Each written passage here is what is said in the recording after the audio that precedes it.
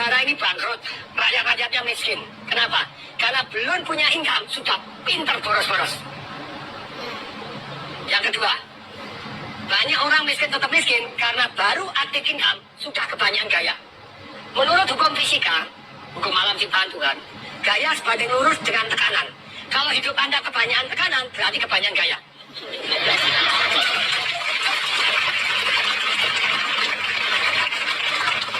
Jadi begini, boleh nggak kita gaya? Boleh. Ketika pasif income Anda jauh lebih besar dibanding gaya hidup Anda, maka Anda hidupnya tanpa tekanan.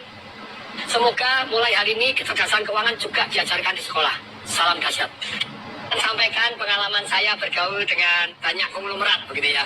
Baik yang nomor sekian. Dan ternyata mereka mendidik anaknya dengan kecerdasan keuangan yang berbeda dengan orang biasa. Sekarang akan saya share kecerdasan keuangan dalam waktu 5 menit. Kita sekolah, setelah lulus sekolah disuruh apa? Kerja. Tapi kita nggak diajarin melamar kerja. Kerja untuk apa? Cari uang. Tapi kita tidak diajarin cara cari uang dan kecerdasan keuangan. Bahkan kecerdasan keuangan itu ternyata lebih tabu dibanding kecerdasan seksual. Kecerdasan seksual kelas 3 SD diajarin. Kecerdasan keuangan sampai S3 juga tidak diajarkan. Nah, kecerdasan keuangan dimulai dengan kita tahu dua hal. Satu, kita tahu yang namanya pendapatan dan pengeluaran. Sangat sederhana.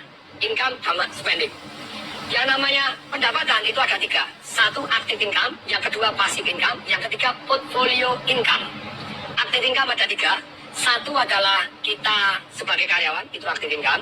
Kemudian yang kedua, kita sebagai profesional, jadi dokter, jadi lawyer, gimana Anda harus ada Anda baru dapat income. Yang ketiga dari active income adalah sebagai pengusaha, tapi usahanya belum autopilot. Jadi terpaksa harus Anda merangkap direktur kebersihan, direktur pembelian, termasuk direktur penjualan, semua Anda rangkap. Bisnis tidak jalan tanpa Anda, itu berarti active income. Nah yang kedua adalah passive income, tidur pun dapat uang.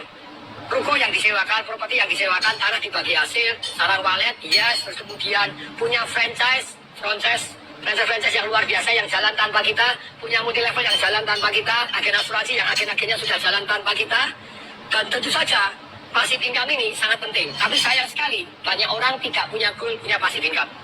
Akibatnya seumur hidup kerja tidak punya passive income, begitu dia tidak bekerja, hidupnya susah. Yang ketiga adalah portfolio income. Apa itu? Secara sederhana, portfolio income adalah capital gain. Sayangnya hanya orang punya biasanya cuma rumahnya dia saja. Kalau rumahnya dia saja, yang terjadi ya rumahnya meningkat. Dulu saya beli rumah misalnya 2,4 M, sekarang 25 M. Berarti ada 22,6 M. Itu invisible income. Tidur tambah kaya. Nah ini padahal harusnya lebih dari 1. Jadi Anda tambah kaya tanpa disadari. Pengeluaran secara umum ada yang namanya produktif dan ada yang namanya konsumtif. Kalau yang namanya produktif itu tentu saja yang untuk investasi tadi, untuk passive income dan untuk portfolio income. Yang produktif ada juga yang konsumtif, ada juga yang kesannya konsumtif sebetulnya produktif.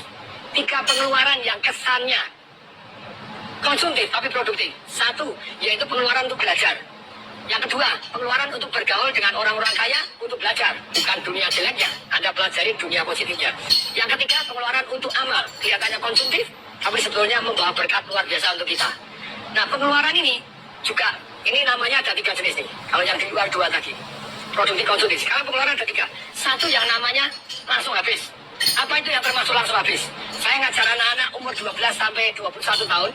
Sekian ratus anak datang, saya tanya, kalau kamu tak kasih duit 50 juta, beli apa? Ada yang nulis, sepatu 24 juta. Saya bilang, sepatu apa 24 juta? Dia nyebutkan merek tertentu, Patung ketinggalan. Keren Patung, itu pengeluaran langsung hilang. 3 tahun kemudian dijual sepatunya laku nggak? Langsung habis. Anda makan, Anda beli baju, beli apa itu langsung, ini langsung hilang, pengeluaran langsung hilang. Jadi konsumtif langsung hilang. Yang kedua, passive spending. Apa itu passive spending? Anda langganan macam-macam gitu ya, yang tidak Anda pakai, termasuk karyawan tidak produktif, kemudian Anda beli mobil yang sebetulnya tidak harus, setiap bulan harus keluar, bensin keluar. Ini semuanya passive spending, tidur pun tetap harus Anda keluar. Ini berat, saya sangat menghindari ini. Kemudian yang ketiga, itu adalah invisible spending. Tidur pun Anda dirampok tanpa Anda tahu. Contohnya, harga mobil. Saya dulu beli mobil 2009 Mercy S-Class 1850 1.850.000. Begitu tahun lalu saya jual 350. Hilang 1,5 M. Untungnya saya belinya pakai passive income, jadi aman. begini, pelajarannya adalah begini. Selama Anda belum punya income, saya bilang, seperti anak-anak kecil tadi, negara ini bangkrut, rakyat-rakyatnya miskin. Kenapa? Karena belum punya income, sudah pinter boros-boros. Yang kedua, banyak orang miskin tetap miskin karena baru aktif income, sudah kebanyakan gaya. Menurut hukum fisika, hukum alam ciptaan Tuhan, gaya sebanding lurus dengan tekanan. Kalau hidup Anda kebanyakan tekanan, berarti kebanyakan gaya.